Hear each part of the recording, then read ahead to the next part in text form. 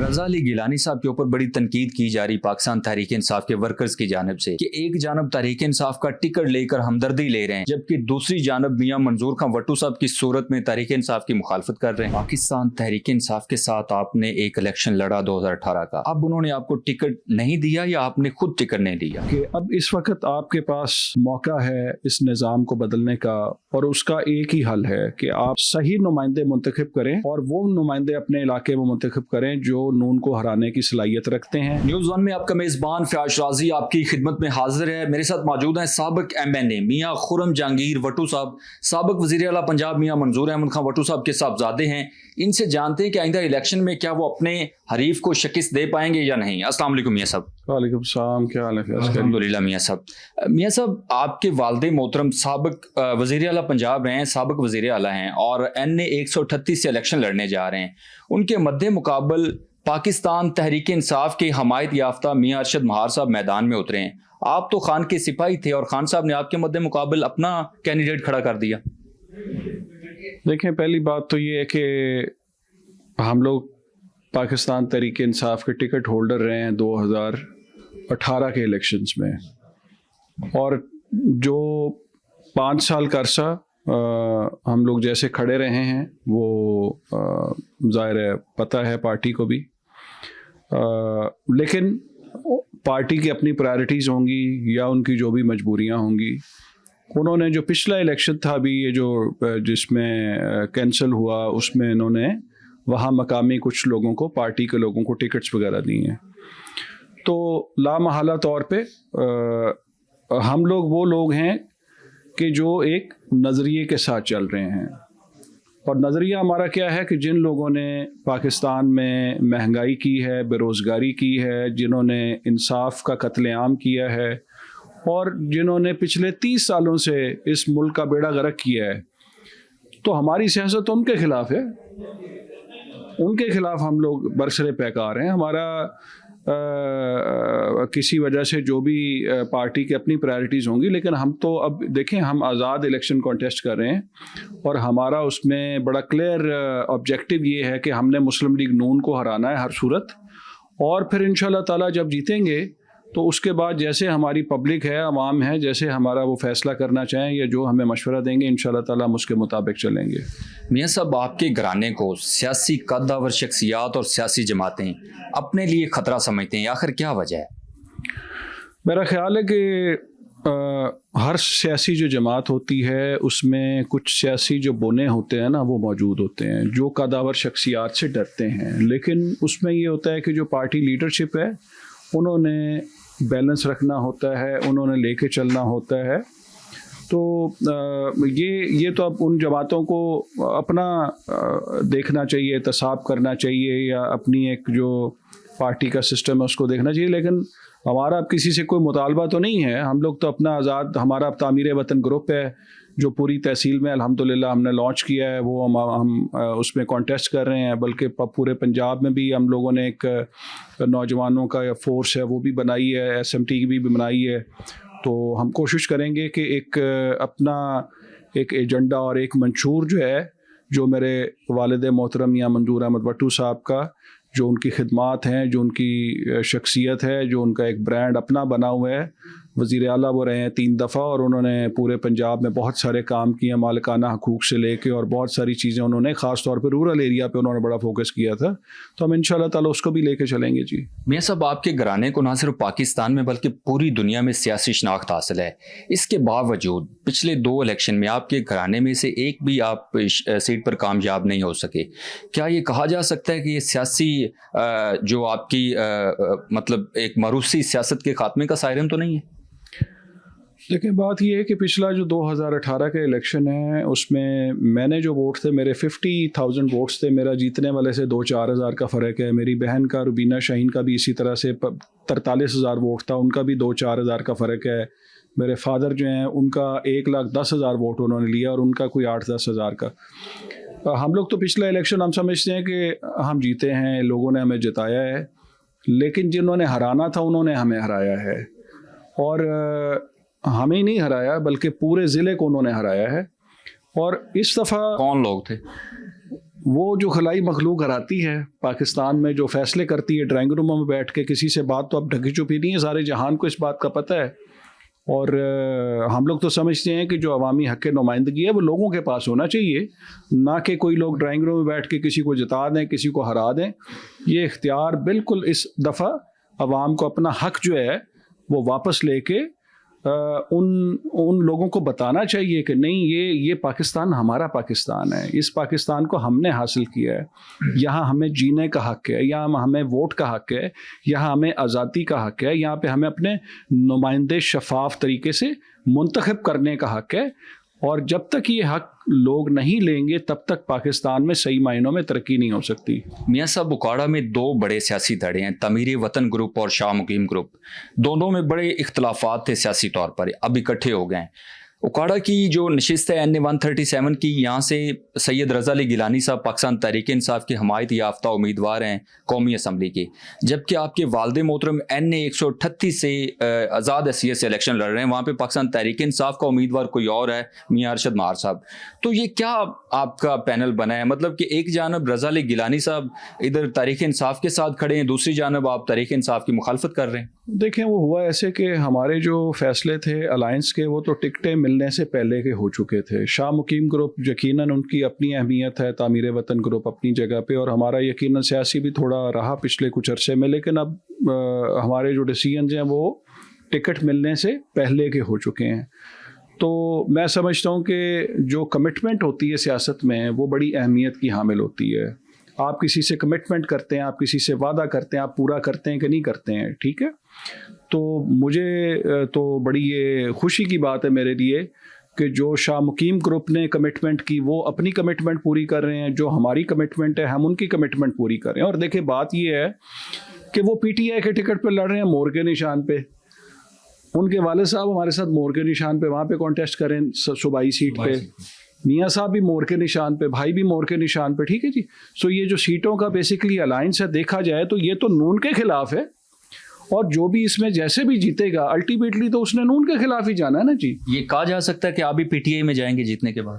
دیکھیں، میں نے تو پہلے عرض کی ہے کہ جو ہمارے عوام فیصلہ کرے گی ہم وہ فیصلہ قبول کریں گے، اور جیسے ہمیں کہیں گے ہم اس طرف جائیں گے. رضا علی گیلانی صاحب کے اوپر بڑی تنقید کی جا رہی پاکستان تحریک انصاف کے ورکرز کی جانب سے کہ ایک جانب تحریک انصاف کا ٹکٹ لے کر ہمدردی لے رہے ہیں، جبکہ دوسری جانب میاں منظور خان وٹو صاحب کی صورت میں تحریک انصاف کی مخالفت کر رہے ہیں.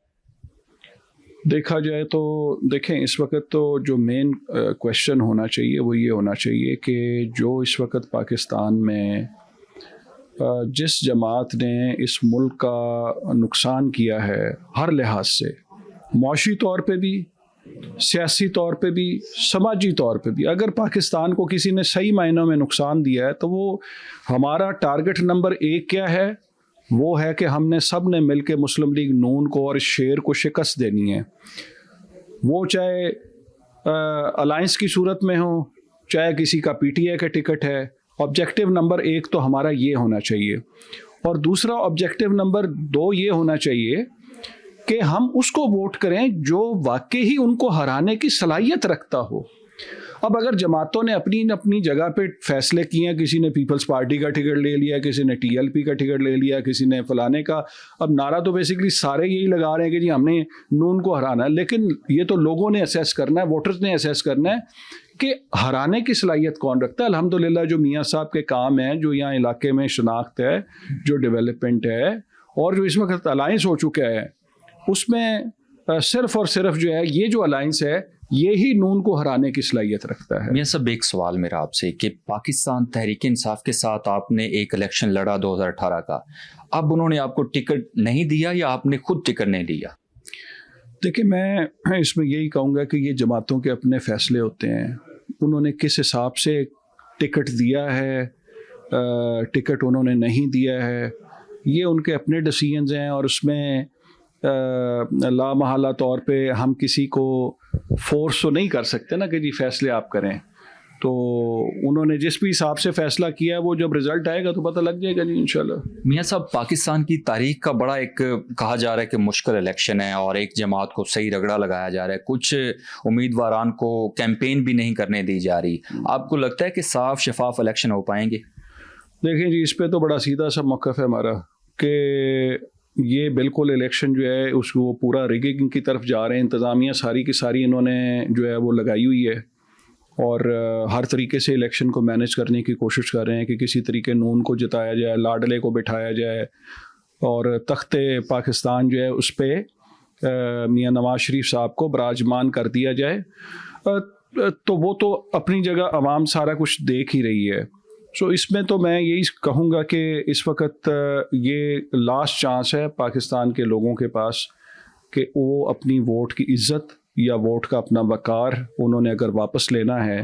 اور جو کچھ یہ دھینگا مشتی ہو رہی ہے, آپ دیکھ رہے ہیں کبھی کسی کینڈیڈیٹ کو اٹھا لیتے ہیں, ان کے گھر پہ ریڈ کرتے ہیں, ہم یہاں میٹنگ کر رہے ہیں, ہمیں یہاں پہ ان کے لوگ آئے ہیں کہ جی انہوں نے کہا جی کہ آپ نے یہ بینر کیوں لگایا ہوا ہے, فلیکسز لگانے کی بھی اجازت, فلیکسز لگانے کی. وہ کہتے ہیں کہ جی آپ نے فلیکسز کیوں لگایا. پرنٹر کو کہا گیا کہ جی آپ یہ فلانے بندے کی تصویر آپ لوگ نہیں لگائیں گے. میں یہ پوچھتا ہوں کہ یہ جو ملک میں جو ایک فسطائیت کا نظام جو یہ متعارف کروا دیا گیا ہے, کیا یہ پاکستان کے لیے ٹھیک ہے؟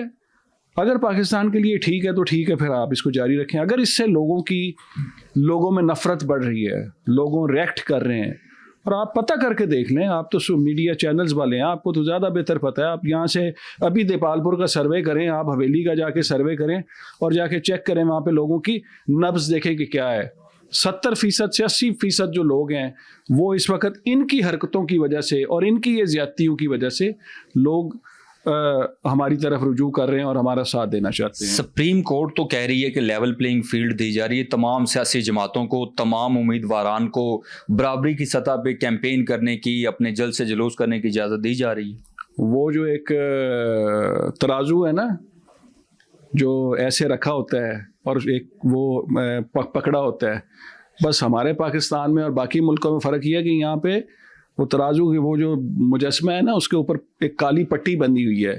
تو سپریم کورٹ آف پاکستان کو نا ملک میں انصاف, ملک میں بے انصافی, ملک میں لا قانونیت, ملک میں جو یہ رگڈ الیکشن ہو رہا ہے, میرا خیال ہے سارے جہان کو نظر آ رہا ہے. اور اگر سپریم کورٹ کو نہیں نظر آ رہا تو میرا خیال ہے کہ یہ تو پھر ملک ہمارا تباہی کی طرف لے کے جا رہے ہیں. میاں صاحب آخری سوال ہے میرا آپ سے, پاکستان کی معیشت کا بیڑا غرق ہو چکا ہے, غریب سے غریب تر ہوتا جا رہا ہے, یہاں تک کہ لوگوں کو 2 وقت کی روٹی نہیں مل رہی. تمام سیاسی جماعتوں کو جو لیڈران ہیں وہ ایک دوسرے کے اوپر تنقید کرتے نظر آتے ہیں. پیپلز پارٹی کی جانب سے بلاول بھٹو زرداری صاحب وزیر اعظم کے امیدوار ہیں, نون لیگ کی جانب سے میاں محمد نواز شریف صاحب, اور پی ٹی آئی کی جماعت کو تو ویسے توڑ دیا گیا ہے. آپ کی نظر میں صحیح پاکستان کا لیڈر کون ہے جو صحیح معنوں میں پاکستان کو ان تمام حالات سے نکال سکتا ہے؟ میری نظر میں تو میاں منظور احمد بھٹو صاحب ہی لیڈر ہیں, جنہوں نے 3 دفعہ پنجاب میں حکومت بنائی اور بڑی سکسیسفل طریقے سے بنائی ہے. میری نظر میں تو جو اس وقت ایک پاکستان میں جو اداروں کو جوڑنے والی بات ہے, پاکستان کی قوم کو جوڑنے والی بات ہے, جو ایک لڑائی ختم کرنے والی بات ہے, اور جس طریقے سے انہوں نے پہلے بھی اپنا رول ادا کرتے رہے ہیں, تو انشاءاللہ تعالی اللہ تعالیٰ ان کو موقع دے گا, وہ آئیں گے نیشنل اسمبلی میں اور وہ ایک بڑا رول ادا کرنے کی پوری صلاحیت رکھتے ہیں کہ وہ پاکستان کے جو سیاسی جماعتیں ہیں, جو پاکستان کے ادارے ہیں, اور جو جہاں پہ یہ ایک پورے ملک میں ایک انارکی سی پھیلی ہوئی ہے, تو کسی کو تو جوڑنا ہے نا. تو میں یہ تو نہیں کہتا کہ ہمارے پاس کو 100% سولوشن ہے, لیکن ایٹ لیسٹ کوشش یہ ضرور کرنی چاہیے کہ یہ سارے پاکستان کو جوڑنے کی کوشش کرنی چاہیے. میاں صاحب تمام سیاسی جماعتیں اس بات کا رونا روتی نظر آتی ہیں کہ انتقامی سیاسی کارروائیاں کی جاتی ہیں. میاں منظور احمد خان بھٹو صاحب جب وزیر اعلیٰ پنجاب تھے تو انہوں نے بھی تخت رائے پر بلڈوزر چلا دیے اور تمام رائے کو مسمار کر دیا. کیا وجہ ہے نون لیگ کے ساتھ اتنی سیاسی اختلافات کی, کیا وجہ ہے؟ اب تک کوئی سامنے چیز نہیں آئی. نہیں, رائے کو تو کچھ نہیں کیا تھا, وہ تو ان کے غیر قانونی جنگلے لگے ہوئے تھے, وہ انکروچمنٹ چلی تھی پورے پاکستان پورے پنجاب میں چلی تھی. اس میں آ کے پھر کسی آپ غریب کے انکروچمنٹ ہٹاتے ہیں تو پھر ظاہر ہے بڑے کی بھی ہٹانی تھی, تو وہ اس حد تک تھا. تو اس سے آگے پھر بات انہوں نے بڑھائی ہے, ہماری طرف سے تو کوئی ایسی ہم نے کوئی ایسا غیر قانونی کام نہیں کیا. آخر میں آپ پیغام کیا دینا چاہیے؟ دیکھیں, میرا تو پیغام وہی ہے جو میں نے پہلے بھی بات کی ہے. میں تو اپنے علاقے کے لوگوں کو, اپنے حلقے کے لوگوں کو, اور جو ہمارے ووٹر سپورٹرز ہیں, میں ان کو یہی کہوں گا کہ اب اس وقت آپ کے پاس موقع ہے اس نظام کو بدلنے کا, اور اس کا ایک ہی حل ہے کہ آپ صحیح نمائندے منتخب کریں اور وہ نمائندے اپنے علاقے میں منتخب کریں جو نون کو ہرانے کی صلاحیت رکھتے ہیں. اور وہ الحمدللہ یہ 2 ہی گروپس ہیں, شاہ مقیم گروپ ہے اور تعمیر وطن گروپ ہے. اس کو آپ ووٹ ڈال کے کامیاب کریں گے, مور ہمارا نشان ہے, اس کو سکسیسفل کریں گے تو آپ کے ساتھ کمٹمنٹ کرتے ہیں کہ جیسے پہلے ڈیولپمنٹ کی ہے پچھلے 40 سال سے کر رہے ہیں, تو انشاءاللہ تعالیٰ پاکستان کی محرومیاں, پاکستان کی آواز, غریبوں کی آواز, مہنگائی کے خلاف, اور یہ ساری چیزیں انشاءاللہ تعالیٰ آپ کو نظر آئیں گی کہ کس انداز سے ہم لوگ لے کے چلتے ہیں. Thank you very much. جی ناظرین اکرام, اپنے میزبان فیاض شرازی کو اجازت دیجیے گا. اللہ رب العزت سے دعا گو ہیں کہ اللہ تعالیٰ وطن عزیز پاکستان کو ہمیشہ شاد و آباد رکھے. والسلام.